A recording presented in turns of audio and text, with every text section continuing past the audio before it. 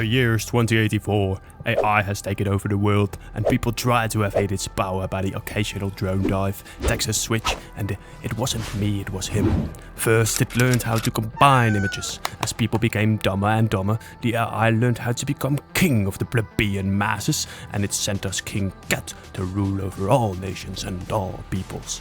And it all started with this lamp tutorial. Welcome. First we are going to crayon.com, which is a text-to-image website, and we can type in some text and get our image. So I typed in wooden lamp 3D, and this is the result that we get, and I'm pretty happy with this. So I'm going to download this picture and I'm going to bring it in Blender as a reference. So first we're going to start with the top shape of the cube, and it is a very simple model. All we have to do is inset these faces, perhaps press I 2 times, and then extrude along the normals or along individual faces, whatever works for you. I'm going to merge some vertices and fill up some faces in order to keep our topology clean, because we want to have our edge loops go all the way around, and that is the way that we do it. So I'm going to do that for the backside as well, and make sure that everything is nice and tidy. So it all worked out, so I placed my image a little bit behind, and now I'm going to adjust the cube according to its perspective. And the next object we'll be making is going to be a cylinder, which is going to be the easiest part of the mesh. And all we have to do with the cylinder is extrude and scale, and it's very easy. You all know how to do this. So scale, extrude, like this. You don't have to follow the reference image exactly. I mean, it's just an AI picture and we don't have to take it that serious. We can just bring in our own creative input sometimes and make sure that it's a very nice looking model, because that is the end result we really want to have, right? We're going to extrude, press scale once again, and extrude and scale 1,000 times, and here we go with a beautiful mesh. I'm going to apply a shade smooth to the cylinder, and I'm going to place it right underneath our cube, and it has a nice position now. And let's connect it a little bit more by extruding one more cylinder out of the top. And of course the bottom part we did not see, but we had to fill it in with our minds. And now I'm adding a plane, and I'm going to get rid of the plane because we're going to use geometry nodes in order to get those leaf-like structured planes all the way to the top. And I'm going to add a curved line, which is basically a line with several different points. And then I'm going to bring in an instance to point node. And now we can add grids to our points. But as you can see, we only have 2 points. So we have to add a resample curve node and set it to 6 or 7, whatever is your flavor. And now we're going to bring in a spline parameter, which is basically a line from 0 to 1. And we need this in order to have our scale go gradually up or down, depending on what you want. So I added a math node to reverse this function. And now I also add an extrude mesh node in order to give our plane some thickness. Then I'm going to add a map range node, which should be set to vector because we're dealing with 3 axes in this case.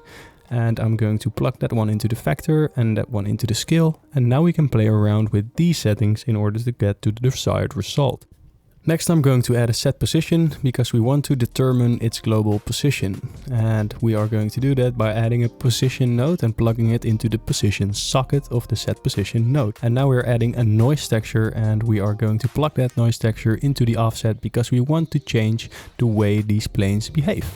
And in order to do that, we have to use a combine XYZ node and plug the vector into the C node because we only want this to work up or down. Then I'm going to add an RGB curves node, and I'm going to modify it manually in order to get the shape that we like. There's a lot of trial and error here. As I'm not very much acquainted with geometry nodes, so I try to play around with the settings more often in order to see what everything does. I found that using a subdivision surface modifier works pretty good for rounding off those hard and sharp 3D edges. So I'm going to use that subdivision surface modifier, but keep our grid on a very low vertice count. And as you can see, everything looks a little bit uniform, so we want to change that. And we can change that. We have to bring in a random value node and set it to vector once again because we're still dealing with 3 axes. And we can change around some of these values, and as you can see, everything is rotating along a separate axis. And because we are doing that, it's starting to look a lot less uniform and a lot more natural. And to round off this geometry node part, we're going to add a set shade smooth and a set material node. We're going to make the material later. And now I'm making curtains a la Blender Guru, which means that we have to add some shape keys, use some keyframes to animate it to collapse in on itself and give it a cloth simulation. As you can see, we've got a beautiful curtain right now, and I'm just going to apply all of this and have it distributed along the mesh where we need it. Now I'm going to make some textures. And for this one, we are going to use a geometry node. No, not geometry nodes, but a geometry node. And the geometry node makes sure that we can select pointiness, which means that everything that is extruded beyond a certain point will get a certain texture, while the other part will get the other texture. So I placed a color ramp in with 2 different colors, plugged in the pointiness and then into the base color. And as you can see, it changes which color is distributed.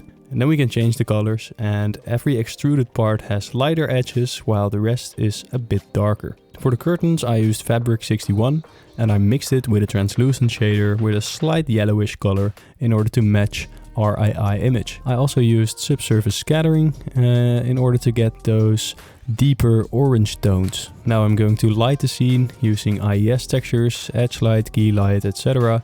If you want to know about that, you can check out my 10 lighting tricks tutorial. It has all the information you need, and we're just finalizing this render real easy. So the first thing I noticed out of the first render is that it was not randomized enough. So I had to pull down these curtains a little bit and randomize the way that it was distributed by using the sculpt tool. So on the left side we've got the AI image, while on the right side we've got the Blender image. I believe that the best use case for AI right now is for reference images or storyboards, but we cannot move it around, we cannot scale it, rotate it, or make any kind of adjustment to the image. Looking at the AI in general, I think it can really help us get an idea of what we want to have, because sometimes there are not real objects that qualify as reference for what we want to do, you know, and now we can just git bash an image together. It's basically a Photoshop git basher, you could say. Anyway, I hope you enjoyed this video, and if you did, make sure to like and subscribe, and I'll see you in the next time.